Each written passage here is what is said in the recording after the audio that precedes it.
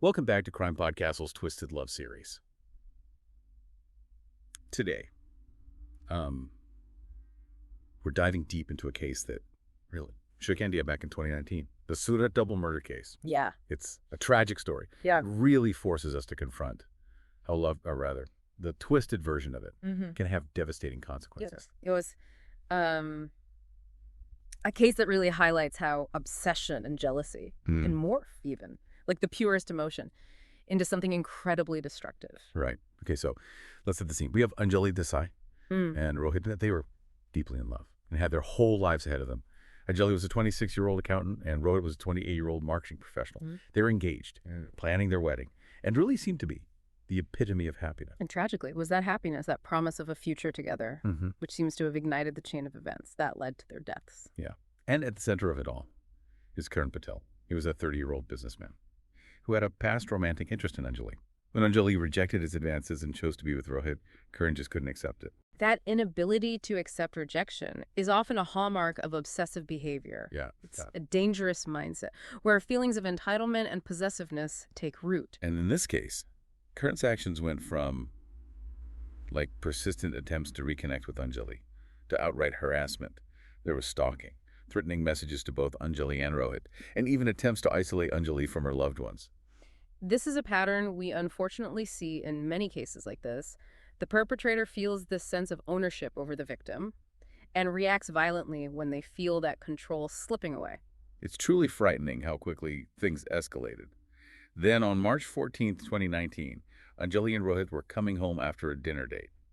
As they walked towards Anjali's apartment, they were ambushed by Karan. The attack was incredibly brutal and targeted. Karan was armed with a knife, and he immediately attacked Rohit, stabbing him multiple times. Anjali, in an attempt to protect her fiancé, tried to intervene, but Karan turned on her as well, fatally wounding both of them. It's a terrifying scenario that speaks volumes about the level of rage and jealousy that was consuming Karan.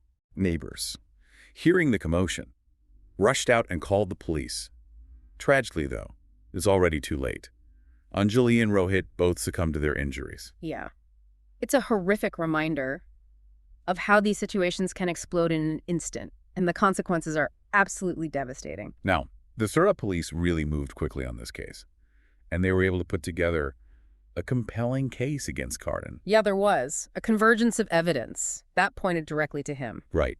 There were eyewitness accounts from neighbors who saw a man matching Karan's description, running away from the scene. And there was chilling CCTV footage that showed Karan stalking the couple earlier that evening. He was clearly lurking around Anjali's apartment building. And they also found those threatening messages on Karan's phone, which showed an escalation of obsession and aggression. In this digital age, the traces we leave online are often what seals a case. It's almost impossible to erase every trace of your actions, especially when emotions are running high. It really is. And so just 48 hours after the murders, Karan was arrested at a relative's house. Under questioning, he confessed to the crime, claiming he was driven by passion and betrayal. This confession, while it might help the prosecution, brings up a really critical question. Can passion or betrayal ever justify taking another person's life? That's a heavy question, and one the courts ultimately had to grapple with as well. The trial began later that year, and the entire nation was watching. The prosecution presented a strong case, arguing that this was premeditated murder, fueled by Karan's obsession and inability to cope with rejection. They had the CCTV footage, the forensic evidence, and of course, Karan's confession, all supporting their case. But the defense tried to present a different narrative. They argued that the murders were not planned, that it was a crime of passion, committed in a moment of weakness. They were pleading with the court for leniency. This strategy raises an interesting point about legal defense. Even when there's overwhelming evidence, the defense still has an obligation to represent their client and explore all avenues for a less severe sentence. So what was the outcome of the trial? In early 2020, after months of deliberation, Karan Patel was found guilty of the double murder and sentenced to life in prison. The court was sending a very clear message that this type of violence would absolutely not be tolerated. A life sentence is a harsh sentence, but one that reflects the severity of the crime. What were people's reactions to the verdict?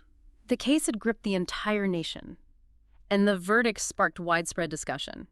Many felt a sense of relief and saw it as justice served, but it also ignited important conversations about stalking, harassment, and the urgent need for better legal protections for victims. It forced people to confront some uncomfortable realities about societal attitudes towards love, rejection, and that hazy line between passion and possession. Absolutely. And amidst all of this, Anjali and Rohit's families displayed incredible courage and strength. Throughout this entire ordeal, they were vocal in their pursuit of justice and raising awareness about the dangers of unchecked obsession. Their resilience in the face of such unimaginable loss is truly remarkable. What impact did their advocacy have? Their efforts helped to shine a light on the need for greater societal responsibility in addressing these issues.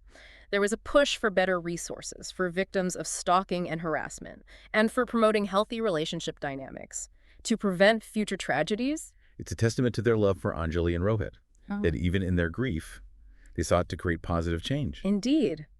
Their story serves as a powerful reminder that we all have a role to play in fostering a culture of respect, empathy, and healthy boundaries in relationships. This case really is a chilling reminder of how destructive unchecked obsession and jealousy can be. But it also sparks some important questions. What are the signs we should be watching for in our own relationships and the relationships of those close to us? And how can we as a society contribute to creating a world where love is celebrated for its beauty and not its potential for devastation? We'll delve deeper into these questions in part 2 of our deep dive. Welcome back to our deep dive into the Surat Double Murder Case, as we were just discussing. This case really shines a light on the tragic consequences of unchecked obsession and the ripple effects it has on individuals and society as a whole. Yeah, it's a stark reminder that these seemingly isolated incidents often point to larger societal issues that need to be addressed. Before we delve into those, I think it's crucial to understand the psychology behind such crimes. What drives someone to become so fixated on another person to the point of violence? That's a question that has puzzled psychologists and criminologists for a long time. There's no easy answer, but there are common threads that we see often. These cases involve a deeply ingrained sense of entitlement. The perpetrator believes they have a right to the victim's love and attention, regardless of the victim's feelings. This, in a sense, is not truly about love at all. It's about control and possession, disguised as love. Exactly. The perpetrator sees the victim as an object, something they possess, rather than a person with their own agency and free will. When that object is taken away or threatens to leave, the perpetrator experiences this intense feeling of loss and anger, which can manifest as violence. And as we saw in the Surat case, that anger can escalate to a horrific degree. Sadly, that's true. And it's critical to understand that this type of obsessive behavior often escalates gradually. It might start with seemingly harmless actions, like excessive texting or constantly checking the victim's social media. But then it can quickly spiral into more intrusive and threatening behaviors, stalking, harassment, even physical violence. Precisely. That's why it's so vital to recognize the warning signs early on and take steps to protect yourself or someone you know who might be in a similar situation. What are some of those red flags that people should be aware of? What behaviors should raise concerns? There are a number of warning signs to look out for. Persistent attempts to contact the victim, even after being told to stop, are a big one. Making grand gestures or promises to try and win the victim back. Showing up unannounced at the victim's work or home. Obsessively tracking their social media activity. Spreading rumors or lies about them. These are all signs of a dangerous obsession. And of course, any threats towards the victim, or even themselves, if the victim doesn't comply with their demands, are extremely serious and require immediate action. Absolutely. And it's essential to remember that these behaviors are never acceptable. Regardless of how in love the perpetrator claims to be, love should never involve control, manipulation, or threats. It's about recognizing that no means no and respecting another person's boundaries, both physical and emotional. Now, if someone finds themselves in a situation like this, what can they do? That's a crucial question. What steps can someone take to protect themselves if they're being stalked or harassed? The first and most important step is to prioritize your safety. Trust your instincts. If you feel threatened, reach out for help. There are numerous resources available, including hotlines, support groups, and law enforcement agencies. It's important to remember that you're not alone, and seeking help is a sign of strength, not weakness. Absolutely. And don't hesitate to document any incidents of harassment or stalking, no matter how small they may seem. Keep records of phone calls, text messages, emails, social media interactions, anything.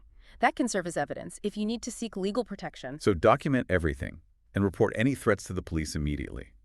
What about support from loved ones? What role can friends and family play in these situations? Having a support network is critical. Talking to trusted friends, family members, or even a therapist can provide emotional support and valuable advice. These individuals can help validate your feelings, offer perspectives, and assist in creating a safety plan. Remember, going through something like this alone can make you feel isolated and vulnerable. It's a reminder that we're not meant to go through difficult times alone. But you mentioned seeking legal protection. Can you elaborate on what that might involve? In situations involving stalking or harassment, legal options like restraining orders or protective orders might be necessary. These orders legally prohibit the perpetrator from contacting the victim or coming within a certain distance of them. Violating these orders can have serious legal consequences. It's about setting clear boundaries and having those boundaries enforced by the legal system. Now, shifting gears a bit, let's talk about prevention. What can we do as a society to prevent tragedies like this from happening in the first place? Prevention requires a multifaceted approach. It starts with education. We need to be teaching young people about healthy relationships, about respect, consent, and recognizing the difference between healthy expressions of love and unhealthy possessive behaviors. It seems like open communication is key. We need to create a culture where these topics aren't taboo, where young people feel comfortable discussing relationships, boundaries, and seeking help when they need it. Absolutely. We also need to challenge the romanticized portrayal of obsessive love that's often depicted in movies and TV shows. Stalking and harassment are not romantic. They're dangerous and harmful. And we need to improve access to mental health resources, early intervention and treatment. For those exhibiting obsessive behaviors can make a significant difference. It's about addressing the root causes of these behaviors and providing support for both victims and perpetrators. So it's a collective responsibility. We all have a role to play in fostering a culture of respect, empathy, and healthy relationships. Precisely. Now let's circle back to the Surat case specifically. We mentioned earlier that the defense team argued that the murders were a crime of passion. Can you explain that legal strategy in more detail? Yes, I was wondering about that as well. Yeah. What exactly constitutes a crime of passion defense, and what are its implications? A crime of passion defense typically argues that the perpetrator committed the crime in a sudden fit of rage or jealousy without premeditation. It suggests that their actions were impulsive, driven by an overwhelming emotional response to a perceived provocation. So essentially, the defense was trying to argue that Karan didn't plan to kill Anjali and Rohit, that his actions were a spontaneous reaction to seeing them together. Exactly. They were attempting to portray his actions as a heat-of-the-moment decision rather than a calculated plan. And how does this distinction affect the legal consequences? In some jurisdictions, a crime of passion defense, if successful, can be a mitigating factor in sentencing. While it doesn't excuse the crime, it might lead to a less severe punishment than a premeditated murder conviction. So in Karan's case, the defense was hoping that arguing crime of passion could potentially help him avoid a life sentence. That's likely. However, the prosecution presented a very strong case for premeditation. They pointed to the stalking, the threatening messages, the fact that Karan came armed with a knife. All of these factors suggested that this was a planned attack, not a spontaneous act of passion. And ultimately, the court agreed with the prosecution's assessment, finding Karan guilty of double murder and sentencing him to life in prison. The judge, in his sentencing remarks, emphasized the brutality of the crime and the need to send a strong message that such violence would not be tolerated. That's right. The verdict was a clear statement that actions have consequences, especially actions fueled by obsession and violence. This case really highlights the complexities of the legal system. It shows how, even in seemingly straightforward cases, there are nuanced legal strategies and interpretations that come into play. But ultimately, the court's decision reflects a commitment to justice and accountability. Absolutely. The legal system, while not perfect, plays a crucial role in upholding justice and protecting society. Now, before we move on to our final thoughts on this case, I want to circle back to the families of the victims. We talked about the perpetrator's psychology and the legal proceedings, but it's essential to acknowledge the profound impact this tragedy had on the lives of those who loved Anjali and Rohit. You're right. Their pain and loss are immeasurable. It's a stark reminder that behind every headline, behind every court case, there are real people whose lives are forever altered by violence. Anjali and Rohit's families have shown extraordinary strength and resilience in the face of this unimaginable tragedy. They truly have. They've channeled their grief into advocating for change, speaking out against stalking and harassment, working to ensure that no other family has to endure the same heartbreak. Their courage and determination are incredibly inspiring. They've turned their personal tragedy into a powerful force for positive change. Their story serves as a testament to the human spirit's ability to find purpose and meaning, even in the darkest of times. Now, as we approach the end of our deep dive into the Surat Double Murder Case, let's take a moment to reflect on the larger lessons we can learn from this tragedy. Yes, it's been a heavy discussion, but it's important to take away something positive from it. What are your final thoughts on this case? This case serves as a chilling reminder of the devastation that unchecked obsession and jealousy can cause.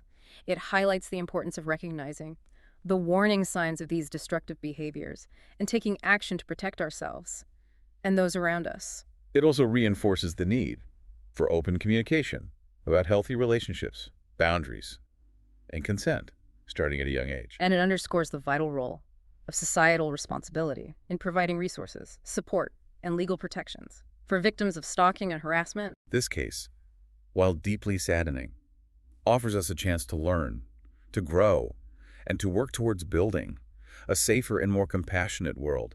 It compels us to ask ourselves, what can we do, both individually and collectively, to ensure that love is a force for good, not a catalyst for destruction? That's a powerful question to ponder. Indeed. We'll continue exploring these questions and offering resources in the show notes. Welcome back to the final part of our deep dive into the Surat Double Murder Case. We've covered a lot of ground, from the chilling details of the crime to the psychological complexities of obsession and the legal ramifications of Karan Patel's actions. It's been a heavy and emotional discussion, but as we wrap up, I think it's crucial to step back and look at the broader implications of this case. This tragedy, while specific to Anjali, Rohit, and Karan, reflects some disturbing trends that we see in society at large. Yeah, you're right. It's easy to view these cases as isolated incidents, but they often point to larger societal issues that we need to address. One of the most glaring issues highlighted in this case is the persistence of gender-based violence. Women, in particular, are disproportionately targeted by stalkers and harassers. This case forces us to confront the uncomfortable reality that even in the 21st century, women's safety and autonomy are still under threat. It's a sobering reminder that we still have a long way to go in achieving true equality and safety for women. Absolutely. And this case also underscores the urgent need for greater awareness and understanding of the warning signs of obsessive behavior and the importance of early intervention. Right. We need to create a culture where these issues are openly discussed, where victims feel empowered to speak out and seek help without shame or stigma, and where perpetrators are held accountable for their actions. I completely agree, and I think education plays a vital role in this. We need to start early, teaching young people about healthy relationships, boundaries, consent, and the critical difference between love and obsession. Yeah, we need to dismantle those harmful romanticized notions of stalker love that are often perpetuated. In movies and TV shows, stalking and harassment are not romantic. They are dangerous, harmful, and criminal. Precisely. And along with education, we need to ensure that there are adequate support systems and resources in place for victims of stalking and harassment. Okay. Let's talk about those resources for a moment. If someone listening to this is experiencing stalking or harassment, what can they do? Where can they turn for help? There are many organizations dedicated to supporting victims of stalking and harassment. The National Stalking Hotline, the Stalking Resource Center, and the Victim Connect Resource Center are just a few examples. These organizations can provide guidance, support, emotional validation, and referrals to local resources. It's so important to remember that you're not alone and that seeking help is a sign of strength, not weakness. Absolutely. And if you feel threatened or unsafe, please don't hesitate to contact law enforcement. They are there to protect you. You mentioned earlier the importance of early intervention. What are some signs that a relationship might be heading down a dangerous path? What should people be looking out for? It's vital to pay attention to red flags, such as controlling behavior, possessiveness, excessive jealousy, attempts to isolate you from friends and family, and any form of verbal or emotional abuse. These behaviors often escalate over time, so recognizing them early on is crucial. And what if you're concerned about someone else's behavior, a friend, a family member, a coworker? What can you do in that situation? If you notice someone exhibiting obsessive or harassing behavior, it's important to talk to them about your concerns. I know it can be a difficult conversation to have, but it could be life-saving. You might be the only person who can intervene and potentially prevent a situation from escalating. It's about speaking up, even when it's uncomfortable, and prioritizing the safety and well-being of those around us. Exactly. Sometimes the most challenging conversations are the most important ones. This case, as we've discussed, brings up many complex issues that extend far beyond the specific tragedy of Anjali and Rohit's deaths. It's a stark reminder of the dark side of human nature, the potential for love to morph into obsession, and the devastating consequences that can follow.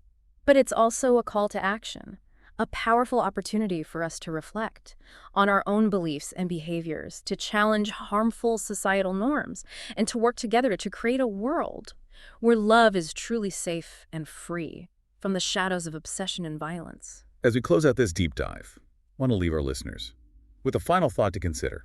What role can each of us play in cultivating a culture of respect, empathy, and healthy boundaries in our own relationships and in the relationships of those close to us? It's a question worth pondering, both personally and collectively. I couldn't agree more. It's a question that challenges us to look inward and outward, to examine our own actions, and to contribute to creating a world where love is celebrated for its beauty, not its potential for destruction. Thank you for joining us for this deep dive into the Surat Double Murder Case. We hope this conversation has been informative, thought-provoking, and perhaps even a catalyst for positive change. And we encourage you to continue exploring these vital issues and to be a voice for positive change in your own communities. If you found this episode insightful, please don't forget to follow and subscribe to our podcast and our YouTube channel. We'll be back soon with another deep dive into a fascinating and timely topic. Until then, stay curious, stay informed, and stay safe.